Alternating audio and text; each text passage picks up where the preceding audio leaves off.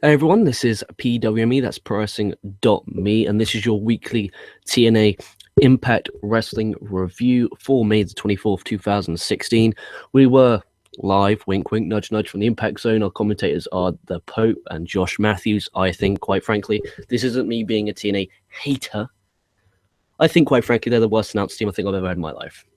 There are several times in this show that I've wrote down what Josh Matthews said, which has really annoyed me. But again, it is a review. It is ProWrestling.me. So put in the comments, was the show a win? Was the show a loss? Or was the show a tie? I'm going to give it a win. Even though this show had 95 segments, and I mean 90, it is a 2-hour show. There was 16 different segments. What's that all about? Impact fans, please put in the comments what's that all about. Literally. And some of them made sense. Some of them I like because, it promoted the main event, or it promoted a Slammiversary event. I'm not saying it's a bad thing. It's just I'm looking at my notes right in front of me here, and I checked, and we're looking at about 16 different segments in a 2-hour show. Raw is 3 hours and 15 minutes in length. I don't think they touch on that. I don't know. But to be fair, the Impact Zone looked more packed than it's been in a very long time, so that is good stuff. We start off with Fat Hardy come out. I actually dig his look. He looks dangerous, out of control, psychotic, helping this lunatic gimmick. He is still fat, though. He is still fat. Fat hypes his match against EC3 and his match against Spliff at Slammiversary. He also announces the match at Slammiversary is a Full Metal Mayhem match. I'm gathering that's a tables, ladders, and chairs match, but obviously they don't have the copyright to say that. Spud and Tyrus come out. Spud cuts a promo saying, "Look, this isn't you, fatty. This isn't you. This isn't the fatty I know." And then Fatty cuts a promo back saying he must delete Jeff. Spud trying to prevent Fatty from wrestling Spliff, as basically it's making Fatty worse. Fatty then compromises, saying that it's going to be a ladder match tonight, 2-on-1 against Spliff, with the contract up for grabs. If Spliff wins, he gets Fatty at Slammiversary, but if Spud and Tyrus lose, they are no longer in the Fat Hardy brand. I have no issue with this. I thought, it set the tone for the main event. It means you can have a thread throughout the show of, will Fat Hardy get involved? Will Spud and Tyrus, because if they lose, then they're no longer part of the brand. You had Rebby all night basically convince, Fatty to just have nothing to do with Jeff because he's ruining you. Even at one point, I'll get onto it later on, Maxwell being scared, his own son. Really good thread throughout the show, so I will give Impact that. And this was a decent promo. Spud's in great shape. Tyrus is fatter than ever, which is why he got a pass into the Matt Hardy brand. But, I had nothing against this. And then we went directly into our opening match. You had EC3 come out. EC3, Fat Hardy in our opening match. If EC3 wins, he gets Mike Bennett at Slammiversary. Because obviously this feud has been building and building and building to the point where Mike Bennett defeated EC3 a few weeks ago on an episode of Impact. But also, why is this show, just before I get down to breaking down that match, why is this show called May Mayhem? May Mayhem generally sounds like something I would create with just take your mind back 11 years ago. I'm an 8-year-old. I'm sat there with my figurines, my action figures, my WF action figures, because that's all you could buy at the time, because WCW was out of business and TNA was just doing weekly pay-per-views at the Asylum. And a May Mayhem would be a name that I would come up for my figure company. Okay, that's how bad this name is. So whoever came up with that name, just fucking end it. But however, I do like, back to EC3 and Fat Hardy, I do like how there is something on the line. They're not doing what Monday Night Raw usually does, which is where they're just wrestling for wrestling's sake. Unlike this week, because this week, though, I did enjoy the Money in the Bank qualifying matches. But as a whole, I did like this a lot. EC3, he is the god of TNA. I mean, just for this match alone, the body goals. EC3, if you look at his body, he looks like a professional. If you see him in the street, you're like, EC3, he looks like a wrestler, even if you are not a fan of pro wrestling. You have EC3 with body goals. Fatty, he's just fat. And when he stands up, it looks like his leg buckles. Now, this isn't me being horrible. This is me saying I feel uncomfortable watching you, so please stop. Really is bad. Fatty gets a side effect for 2. Mike Bennett then comes ringside. EC3 goes for 1%, but Bennett then just beats on EC3, and I mean beats on him. EC3 then wins via DQ. You now think, oh, great, Mike Bennett versus EC3 now at the pay-per-view. That's awesome. But, he's after he just beats the life out of EC3, he even hits the Miracle in Progress, just laying him out. He says, he cuts a promo saying he failed his last match in this series, as he stated you had to pin or submit Fat Hardy. So this means he doesn't get his match at Slammiversary. What a dick. My initial reactions are, this guy's just a dick, which means he's done his job very well. Match is standard, nothing special, nothing wrong with it, but I am a big fan of this Mike Bennett and EC3 feud. I'm looking forward to the payoff. I wonder what kind of stipulation they're going to have, because they've had singles matches. I think they've had a street fight. I'm wondering what kind of gimmick they're going to put on this. Maybe Monsters Brawl? I have no clue. They then have another segment. We have a backstage promo of Bennett, who claims EC3 will never wrestle him ever again, in a really good, intense promo. Ali, which is Maria's apprentice in the ring, I think it's Cherry Bomb, goes by the name in Indies. Her voice makes you cringe. She introduces Maria. Maria comes out. She's basically wearing wrestling bottoms and a shirt that kind of covers it. Great, class A slut. Rey Mysterio's dream there. We want Velvet chance, and I don't want Velvet personally. I think it was a good move for TNA to get rid of her. Honestly, I do. Good budget cutting there. She stinks in the ring, hasn't been attractive since 2010. That's just my personal opinion. Everyone's allowed their opinion. That's mine. Maria says she is fired and is part of the past. This allows Gail Kim. She comes out. Kim cuts promo saying she's fed up and has had enough of Maria, and says she can kick her ass right now. Maria says she can have a match, and if she wins, she can stay. If she loses, she is fired. Saina, what an awful name. It's hard to pronounce. She attacks Kim from behind. She then throws Kim out of the ring and basically, do you remember back in the 2004 Royal Rumble when Big Show dumped Cena out of the ring and his leg kind of like bended really badly backwards? It looked like that. It was really nice. I was hoping she's okay, but she was fine, and good build towards making you want to watch Cena versus Gail Kim later on the night. We then have another backstage promo of Grado and the Indian guy, whatever the guy's name is. They hyped the match against Al Snow in a street fight. Another backstage promo, we have Gail Kim says, this is an exact quote, "Over her dead body will Maria ruin the Knockouts division." Oh, Gail, buddy. Oh, Gail. It's already ruined. We had a video package hyping Grado versus Al Snow. I'm actually rooting for Al Snow. This promo made me root for Al Snow. I mean, Snow's stick. This is his stick. It's wrestling should be a sport with real wrestlers, real men, real athletes. I can't boo that guy. That he is actually making sense. If you watch that promo, thought, no, anyone could do pro wrestling. No. Pro wrestling should be done by a very niche amount of people. And I'm a huge, everything that comes out of Al Snow's mouth, I believe. Hand on heart, I believe it. You can have, every now and then, have a special talent that is overweight. For instance, Kevin Owens. Kevin Owens is a special talent. His gimmick, I'm a prize fighter, I don't give a fuck. I'm going to do what I do, I'm going to earn my money, and I'm going to support my family. That's his gimmick. He doesn't have to look the part. If your gimmick is, I'm overweight to an extent, I can tolerate it. Grado, he's just a... Without... I want to word this nicely. He's not a good pro wrestler, but he is a great entertainer. He can entertain with the best of them. I'm shocked the guy's in Indonesia yet. Really is a great entertainer. So we now go on to another segment. We have a street fight. Al Snow versus Grado. Snow cuts a promo on the ramp saying he's a wrestler. He doesn't need weapons or anything stupid like that. He needs his wrestling ability because it's a wrestling match in a wrestling company. Snow, my favorite wrestler. Basically, Grado comes out, Snow hides up the ramp. Then when Grado comes out, Snow attacks him from behind.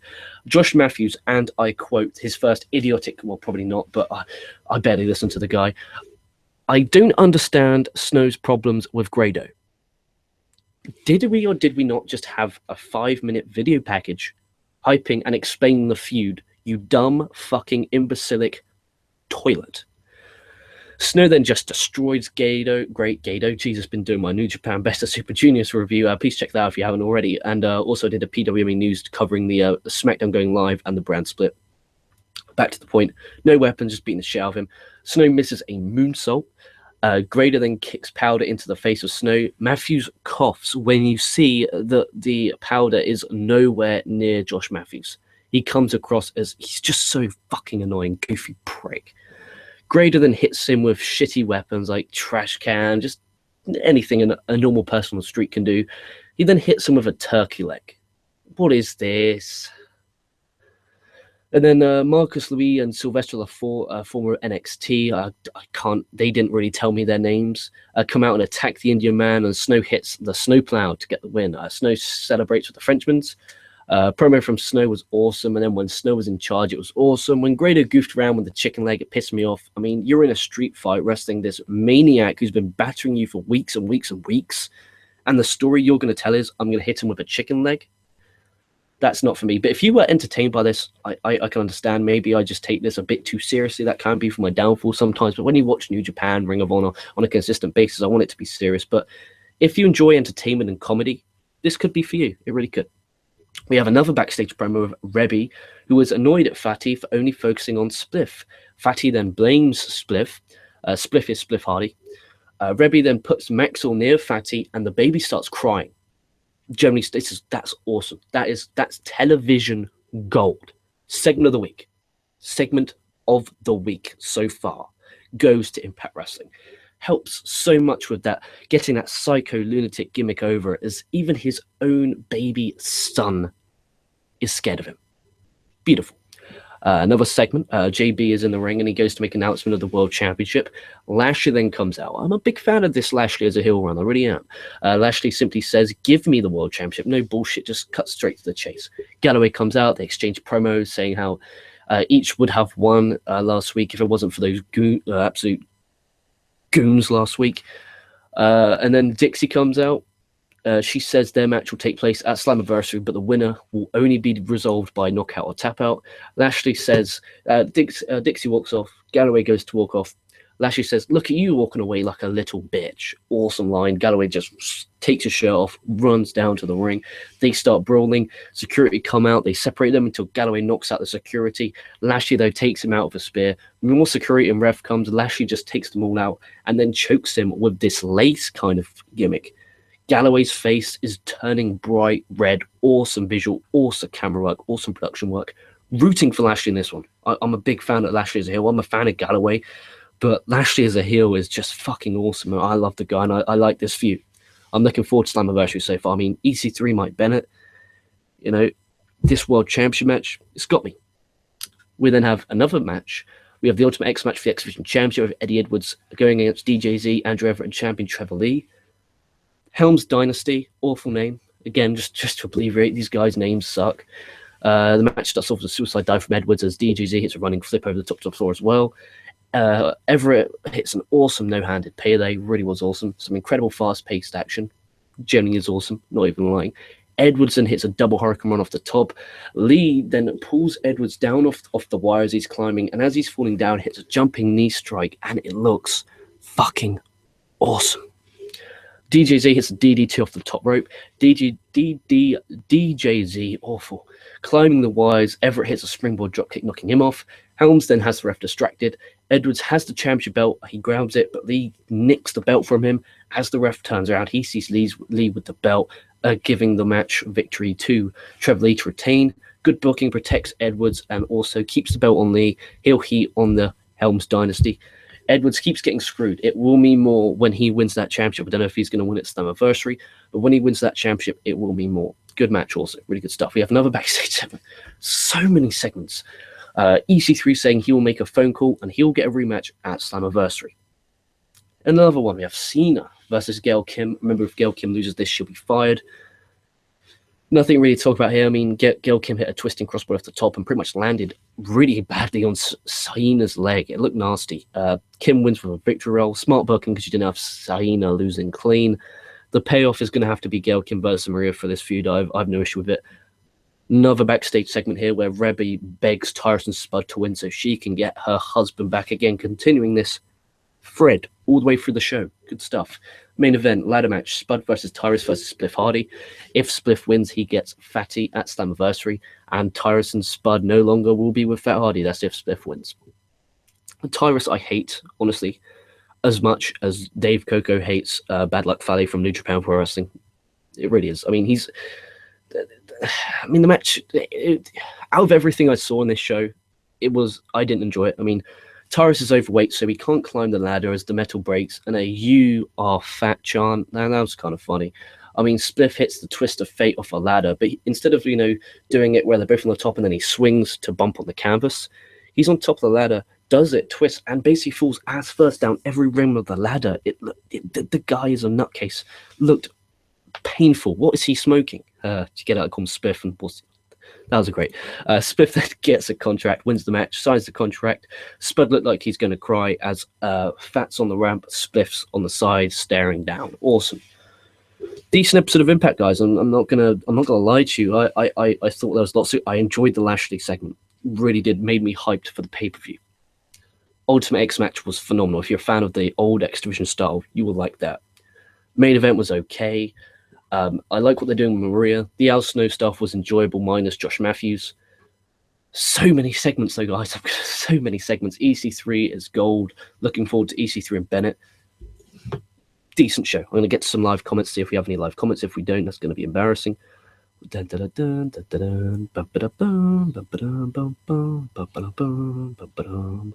2 likes, 0 dislikes for an Impact review. That's impressive. Didn't watch TNA. What was the ladder match for? Basically, it was for a contract for Spliff to face Fat Hardy at Slammiversary. Did you like that they have brought back Willow? No, Willow was just Matt Hardy in disguise. Do you like how they are booking EC3? Yeah, I'm enjoying it. I'm enjoying his feud with Mike Bennett. This is all from Ramos Stanley, the King of Porn star, by the way. Sherry Bomb gives me a boner. How would you book the TNA World Title match? I'm going to be honest, the way they're booking it is pretty gold. What was TNA viewership? I'll tell you that tomorrow on PWME News. Who is joining KocoSports now, LK? Well, I don't know. I don't know. Why? Will TNA really go out of business? No. Is Galloway a draw? I guess so. Andy Pamps, I thought Impact was a weak win. I wish the Hardys would go away. Agreed. Match of the night was definitely the Ultimate X match. Drew versus Lashley has been great. I agree with everything Andy Pamps says. Is Slammiversary actually an actual pay-per-view? Yes. Rebook the X Division. With the talent you've got there, Everett, Lee, Edwards, DJZ, it's a decent division. Just have maybe a tournament, maybe a series like a Global Cruiserweight series, not to really knock off them. But I think it could be good. Who's ready for Tuesday Night War Impact versus SmackDown? SmackDown win hands down. Yeah. TNA should be live. You never know, it could. No, it'll cost too much to do that. And they only have a specific time designated for them for the Impact Zone. Would you rather have more segment or more matches? I would rather have less segments, but the matches go longer. Like that Ultimate X match could have easily done with another 10 minutes and I'd have been happy. But let's count it right now. So you had 1, 2, 3, 4, 5, 6, 7, 8, 9, 10, 11, 12, 13, 14, 15, 16 segments on a 2-hour show. That's 8 segments an hour. That included an opening promo, a main event ladder match, an Ultimate X match, a career-threatening match. That's just... Should Impact change to another night to avoid a battle between them and Impact, and that being them being SmackDowns from Andy Paps? I guarantee you TNA will move night. They will move night. They will probably go to Thursday. I predict they go to Thursday, which is annoying. That must be really annoying for TNA because they've just started to gradually go back past the 300,000 mark on Tuesdays. That must really be frustrating. But that's it. Thank you for all the live comments, guys. Make sure you leave a like. Make sure you leave a comment. If you're watching this not live, please still put a comment on what you thought of this week's edition of Impact Wrestling. Was the show a win? Was the show a loss? Or was the show a tie? I give it a weak win, same as Andy Paps. Really enjoyable show. Give it a watch. Even if you're not a fan of Impact, just give it a watch because there was some good stuff on here. More importantly, make sure you stay safe. Make sure you stay well. Subscribe so you know when we are going live. We will be going live with an NXT review later on tonight. Also, I'm going to continue the coverage of the New Japan Pro Wrestling Best of Super Juniors tournament. Stay safe, stay well. It's your boy RK from Pro Wrestling.me, and I'll catch your asses down the line.